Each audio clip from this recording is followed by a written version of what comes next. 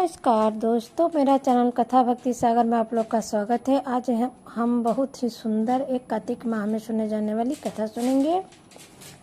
भद्रावतीपुरी में सुधर्मा नाम का एक राजा राज्य करता था। उसके देवहोम सुशर्मा, जयशर्मा तथा सुशोभन नाम वाले 4 पुत्र और देवांगना समान वीरमती नाम की एक कन्या थी।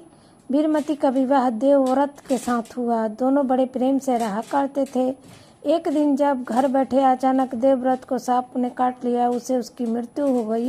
यह देख वीरमती रोने लगी और चिल्लाने लगी। तब उसके चारों भाई तथा माता पिता वहां आ गए।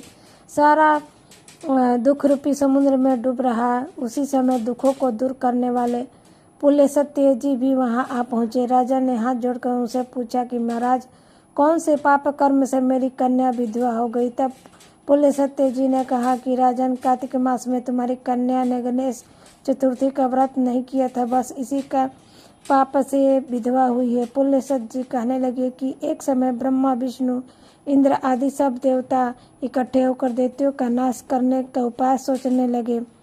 तब ब्रह्मा जी कहने लगे कि गणेश चतुर्थी का व्रत सब देवता का नाश करने वाला है।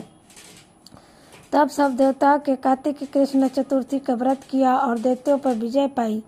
विजयी होने पर सब देवता गणेश जी से कहने लगे कि वर मांगे। तब गणेश जी ने कहा कि कार्तिक कृष्ण चतुर्थी को जो स्त्री व्रत करे उसका पति चिरंजीवी हो और जो नहीं करे वो विधवा। इसलिए इस व्रत को अवश्य में वो करना चाहिए। तुम्हारी कन्या ने इस व्रत को नहीं किया, इसी कारण यह विधवा हो गई।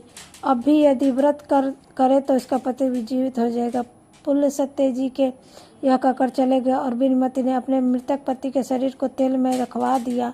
कार्तिक मास आया तो विधिवत व्रत किया और कथा सुनी। रात्रि को अर्घ देकर ब्राह्मणों को दान दिया तो इस व्रत के प्रभाव से उसका मृत पति फिर जी गया। इसलिए स्त्री को सौभाग्य और संतति के संपत्ति के लिए इस व्रत को अवश्य करना चाहिए। कथा सुननी चाहिए। कथा के न सुनने से व्रत का आधा फल रह जाता है और पढ़ने और सुनने वालों को अनेक गौदान का फल प्राप्त होता है।